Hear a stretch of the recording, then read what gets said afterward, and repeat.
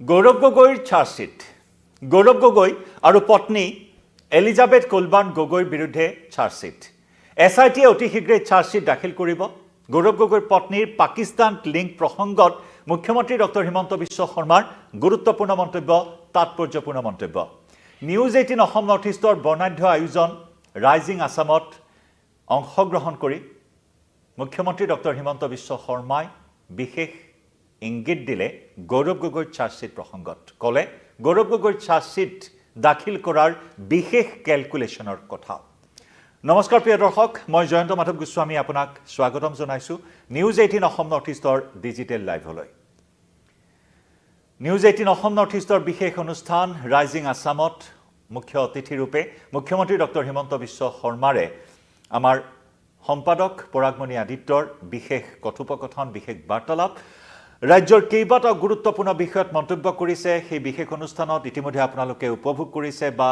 সেই অনুষ্ঠান প্ৰত্যক্ষ কৰিছে আৰু তাৰ মাজতে গৌৰৱ গগৈ প্ৰসংগত এই তাৎপৰ্যপূৰ্ণ মন্তব্য কৰি মুখ্যমন্ত্ৰীয়ে কলে যে এটা বিশেষ ক্যালকুলেশন কৰি থকা হৈছে গৌৰৱ গগৈৰ চাৰ্জশ্বিটক লৈ বিশেষ অংক আছে বিশেষ সমীকৰণ আছে প্ৰশ্ন কৰিছিল আমাৰ মুখ্য সম্পাদক পৰাগমণি আদিত্যই যে গৌৰৱ গগৈৰ চাৰ্জশ্বিট কেতিয়া দাখিল হ'ব গতিকে সময় আহিলে যে সময়ত চাৰ্জশ্বিট দাখিল কৰিব লাগে সেই যথা সময়ৰ বাবে মুখ্যমন্ত্ৰী অপেক্ষা কৰি আছে আৰু তেনেকুৱা এটা ক্যালকুলেশনৰ ইংগিত প্ৰদান কৰিলে মুখ্যমন্ত্ৰী ডক্টৰ হিমন্ত বিশ্ব শৰ্মাই যে যেতিয়াই সময় আহিব যিখিনি তথ্য প্ৰমাণৰ প্ৰয়োজন আছে সকলোখিনি ইতিমধ্যে মুখ্যমন্ত্ৰীৰ হাতত মজুত আছে আৰু যাক লৈ নেকি মুখ্যমন্ত্ৰী আত্মবিশ্বাসেৰে দৃঢ়তাৰে কৈছে যে গৌৰৱ গগৈৰ পত্নী এলিজাবেথ কুলবান গগৈয়ে পাকিস্তানৰ হৈ কাম কৰা গোটৰ এগৰাকী সক্ৰিয় সদস্য বুলিও পুনৰবাৰ স্পষ্টকৈ উল্লেখ কৰিলে আৰু চ্যালেঞ্জ দিলে মুখ্যমন্ত্ৰী গৰাকীয়ে যদি তেওঁ মিছা কৈছে তেতিয়া হলে মুখ্যমন্ত্ৰীৰ বিৰুদ্ধে মানহানিৰ গোচৰ তৰক বুলিও গৌৰৱ গগৈ আৰু পত্নীক চ্যালেঞ্জ কৰিলে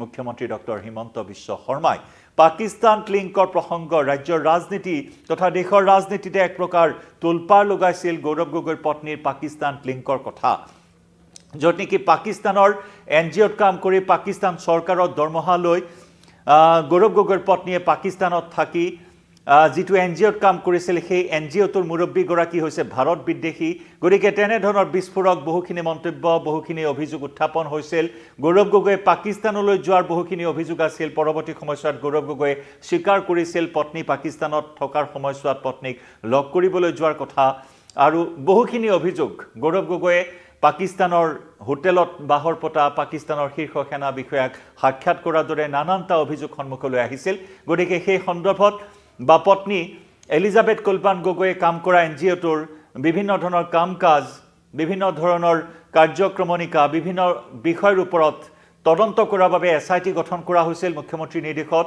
আৰু সেই SIT আনকি সীমান্তলৈ গৈ বিভিন্ন ধৰণৰ অনুসন্ধান কৰিছিল কিমানবাৰ গৌৰৱ গগৈৰ পত্নী পাকিস্তানলৈ গৈছে কিমান বছৰ ধৰি পাকিস্তানত আছে কি কামত জড়িত আছিল বিভিন্নখিনি তথ্য সংগ্ৰহ কৰি ইতিমধ্যে সেই SIT চাৰ্জশ্বিট প্ৰস্তুত কৰিছে এতিয়া চাৰ্জশ্বিট দাখিল কৰালৈ অপেক্ষা কৰা হৈছে কাৰণ মাজতে অনাকাংক্ষিত যি এটা পৰিস্থিতি আহিল জুবিন গাৰ্গৰ সেই ৰহস্য মৃত্যুৰ প্ৰসংগত সমগ্ৰ ৰাজ্য এক প্ৰকাৰ তুলপাৰ লাগিল জুবিন গাৰ্গৰ ন্যায়ৰ দাবীৰে সকলো মুখৰ হৈ আছে আৰু তাৰ মাজতে জুবিন গাৰ্গৰ ৰহস্য মৃত্যুৰো চাৰ্জশ্বিট দাখিল কৰিলে SITয়ে আৰু এতিয়া পাল পৰিছে গৌৰৱ গগৈৰ চাৰ্জশ্বিট দাখিলৰ কিন্তু সময়লৈ অপেক্ষা কৰা হৈছে এটা বিশেষ সময় বিশেষ ক্ষণৰ বাবে অপেক্ষা কৰা হৈছে আৰু তাৰ সমান্তৰালকৈ মুখ্যমন্ত্ৰীয়ে ইংগিত দিলে যে কেৱল SIT তদন্ত নহয় প্ৰয়োজনত কেন্দ্ৰীয় চৰকাৰেও তদন্ত কৰিব পাৰে গৌৰৱ গগৈৰ পত্নীৰ পাকিস্তান লিংক প্ৰসংগত এবাৰ নহয় দুবাৰকৈ তেওঁ স্পষ্টকৈ জনালে আমাৰ এই অনুষ্ঠানত যে গৌৰৱ গগৈৰ পত্নী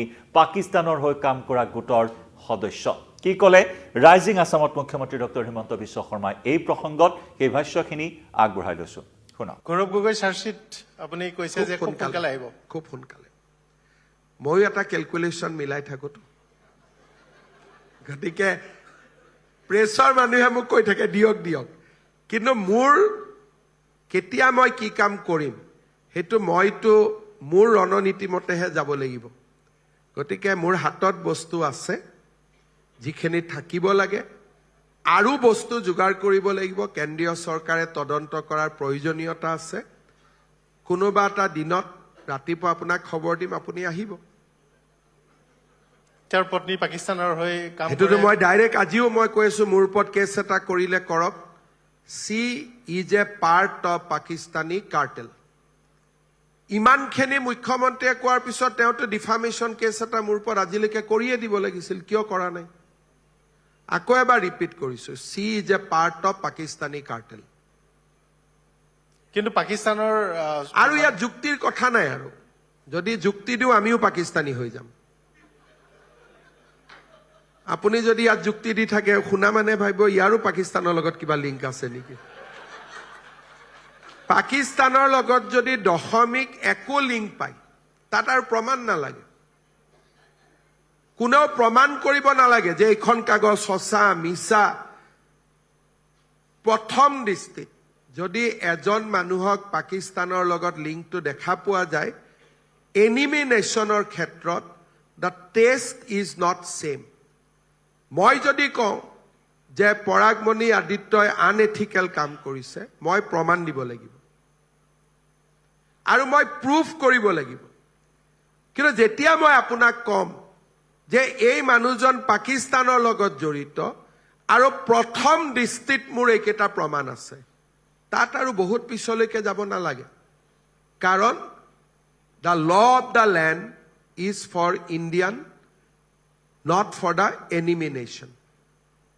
কিন্তু আমাৰ দেশৰ উপদলপতি বিৰোধী তেওঁৰ পত্নী যদি পাকিস্তানৰ এজেণ্ট হয়, মই যদি শব্দটো কৈছো তাত মইতো হয় বুলিয়ে কৈ আছো। মই কৈছো পাৰ্ট অফ দ্য কাৰ্টেল। সাৰ্বভৌমত্ব বা সাংসদীয় ব্যৱস্থা সেইকাৰণে বিষয়টো অসমৰ ইলেকশ্যনৰ লগত জড়িত নহয়। মইতো ভাল পালোহেঁতেন যাতে ইলেকশ্যনৰ পিছত যদি দিব পাৰো, যাতে মানুহে নাভাবে যে এইটোক লৈ হিমন্ত বিশ্ব শৰ্মাই ভোট পাব খুজিছে। কিন্তু যিহেতু মোৰ ওপৰতো প্ৰেছাৰ আছে, নিদিলে নহ'ব। সেইকাৰণে মই ইলেকশ্যনৰ আগতেই দিম। কিন্তু দিলে নহ'ব, ইয়াৰ ওপৰত ফলো আপ একশ্যনো হ'ব লাগিব। ফলো আপ একশ্যন আমি ইলেকশ্যনৰ পিছত কৰিম। সন্মুখত ২৬ নিৰ্বাচন, আৰু এই ২৬ নিৰ্বাচনৰ পূৰ্বে যি কেলকুলেশ্যনৰ কথা মুখ্যমন্ত্ৰীয়ে উল্লেখ কৰিছে, সকলোখিনি প্ৰমাণ, সকলোখিনি নথি বা সকলোখিনি তথ্য আছে মুখ্যমন্ত্ৰীৰ হাতত। গতিকে সেই বিশেষ মুহূৰ্ত, বিশেষ ক্ষণৰ বাবে অপেক্ষা কৰা হৈছে। আৰু যাক লৈ নেকি মুখ্যমন্ত্ৰীগৰাকী যথেষ্ট আত্মবিশ্বাসী। গৌৰৱ গগৈৰ পত্নীৰ বিৰুদ্ধে পুনৰবাৰ তেওঁ সৰব হৈ পৰা পৰিলক্ষিত হ'ল। আৰু এই বিষয়ত কেৱল SIT তদন্ত নহয়, প্ৰয়োজনত কেন্দ্ৰীয় চৰকাৰে তদন্ত কৰাৰ পোষকতা থকাৰ কথা বা থল থকাৰ কথা উল্লেখ কৰিলে মুখ্যমন্ত্ৰী ডক্টৰ হিমন্ত বিশ্ব শৰ্মাই। কাৰণ যি সময়ত মুখ্যমন্ত্ৰীয়ে গৌৰৱ গগৈৰ পত্নীৰ বিৰুদ্ধে এই অভিযোগ উত্থাপন কৰিছিল, সেই সময়ছোৱাত গৌৰৱ গগৈৰ বিৰুদ্ধে কেতবোৰ অভিযোগ আনিছিল মুখ্যমন্ত্ৰী ডক্টৰ শৰ্মাই, যে সদনত যিসমূহ বিষয়ৰ ওপৰত গৌৰৱ গগৈয়ে প্ৰশ্ন কৰে তাকে লৈ সন্দেহ থকাৰ কথা উল্লেখ কৰিছিল মুখ্যমন্ত্ৰীয়ে। ভাৰতৰ পাৰমাণৱিক প্ৰকল্পৰ বিষয়ে প্ৰশ্ন কৰে, বিভিন্ন সময়ত বিভিন্ন ধৰণৰ মন্তব্য, বিভিন্ন ধৰণৰ প্ৰশ্ন সদনৰ মজিয়াত, যাক লৈ মুখ্যমন্ত্ৰীগৰাকীয়ে সন্দেহ ব্যক্ত কৰি আহিছিল। আৰু তাৰ পিছতে গৌৰৱ গগৈৰ পত্নীৰ পাকিস্তান লিংকৰ কেতবোৰ বিস্ফোৰক, কেতবোৰ চাঞ্চল্যকৰ তথ্য পোহৰলৈ আহিছিল।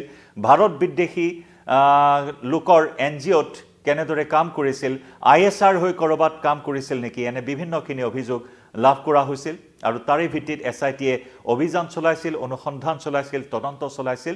আৰু তাৰ পিছত SITয়ে সেই চাৰ্জশ্বিট প্ৰস্তুত কৰিছে। এতিয়া সময় চাৰ্জশ্বিট দাখিলৰ, আৰু তাৰেই ইংগিত দিলে মুখ্যমন্ত্ৰী ডক্টৰ হিমন্ত বিশ্ব শৰ্মাই। গতিকে ২৬ নিৰ্বাচনৰ পূৰ্বে গৌৰৱ গগৈৰ চাৰ্জশ্বিটৰ প্ৰসংগই ৰাজ্যৰ ৰাজনীতিত বিশেষ এটা ধুমুহা আনিব, সেই ইংগিত প্ৰদান কৰিলে মুখ্যমন্ত্ৰী ডক্টৰ হিমন্ত বিশ্ব শৰ্মাই। প্ৰিয় দৰ্শক, কিভাৱে গৌৰৱ গগৈ পত্নীৰ পাকিস্তান লিংকৰ এই প্ৰসংগক লৈ জনাব পাৰে আপোনাৰ মতামত। ডিজিটেল লাইভৰ পৰা বিদায় লৈছোঁ, নমস্কাৰ। গৌৰৱ গগৈ চাৰ্জশ্বিট আপুনি কৈছে যে খুব সোনকালে আহিব। খুব সোনকালে। ময়ো এটা কেলকুলেশ্যন মিলাই থাকোঁতো। গতিকে প্ৰেছৰ মানুহে মোক কৈ থাকে দিয়ক, কিন্তু মোৰ কেতিয়া মই কি কাম কৰিম সেইটো মইতো মোৰ ৰণনীতি মতেহে যাব লাগিব। গতিকে মোৰ হাতত বস্তু আছে, যিখিনি থাকিব লাগে, আৰু বস্তু যোগাৰ কৰিব লাগিব। কেন্দ্ৰীয় চৰকাৰে তদন্ত কৰাৰ প্ৰয়োজনীয়তা আছে। কোনোবা এটা দিনত ৰাতিপুৱা আপোনাক খবৰ দিম, আপুনি আহিব। তেওঁৰ পত্নী পাকিস্তানৰ হৈ কাম সেইটোতো মই ডাইৰেক্ট আজিও মই কৈ আছো, মোৰ ওপৰত কেছ এটা কৰিলে কৰক। C is a part of Pakistani curtailed. ইমানখিনি মুখ্যমন্ত্ৰীয়ে কোৱাৰ পিছত তেওঁতো ডিফামেশ্যন কেছ এটা মোৰ ওপৰত আজিলৈকে কৰিয়ে দিব লাগিছিল, কিয় কৰা নাই? আকৌ এবাৰ ৰিপিট কৰিছো, C is a part of Pakistani curtailed. কিন্তু পাকিস্তানৰ আৰু ইয়াত যুক্তিৰ কথা নাই, আৰু যদি যুক্তি দিওঁ আমিও পাকিস্তানী হৈ যাম। আপুনি যদি ইয়াত যুক্তি দি থাকে, শুনা মানে ভাবিব ইয়াৰো পাকিস্তানৰ লগত কিবা লিংক আছে নেকি। পাকিস্তানৰ লগত যদি দশমিক একো লিংক পায়, তাত আৰু প্ৰমাণ নালাগে, কোনেও প্ৰমাণ কৰিব নালাগে যে এইখন কাগজ সঁচা মিছা। প্ৰথম দৃষ্টিত যদি এজন মানুহক পাকিস্তানৰ লগত লিংকটো দেখা পোৱা যায়, এনিমি নেশ্যনৰ ক্ষেত্ৰত the test is not same. মই যদি কওঁ যে পৰাগমণি আদিত্যই আনএথিকেল কাম কৰিছে, মই প্ৰমাণ দিব লাগিব আৰু মই প্ৰুফ কৰিব লাগিব। কিন্তু যেতিয়া মই আপোনাক কম যে এই মানুহজন পাকিস্তানৰ লগত জড়িত আৰু প্ৰথম দৃষ্টিত মোৰ এইকেইটা প্ৰমাণ আছে, তাত আৰু বহুত পিছলৈকে যাব নালাগে। কাৰণ the law of the land is for Indian, not for the enemy nation. কিন্তু আমাৰ দেশৰ উপদলপতি বিৰোধী তেওঁৰ পত্নী যদি পাকিস্তানৰ এজেণ্ট হয়, মই যদি শব্দটো কৈছো তাত মইতো হয় বুলিয়ে কৈ আছো, মই হয়। কৈছো পাৰ্ট কিন্তু অফ দ্য আমাৰ কাৰ্টেল। সাৰ্বভৌমত্ব বা সাংসদীয় ব্যৱস্থাৰ সেইকাৰণে এটা বিপদ। বিষয়টো অসমৰ ইলেকশ্যনৰ লগত জড়িত নহয়। মইতো ভাল পালোহেঁতেন যাতে ইলেকশ্যনৰ পিছত যদি দিব পাৰো, যাতে মানুহে নাভাবে যে এইটোক লৈ হিমন্ত বিশ্ব শৰ্মাই ভোট পাব খুজিছে। কিন্তু যিহেতু মোৰ ওপৰতো প্ৰেছাৰ আছে, নিদিলে নহব, সেইকাৰণে মই ইলেকশ্যনৰ আগতেই দিম। কিন্তু দিলে নহব, ইয়াৰ ওপৰত ফল' আপ একশ্যনো হ'ব লাগিব। ফল' আপ একশ্যন আমি ইলেকশ্যনৰ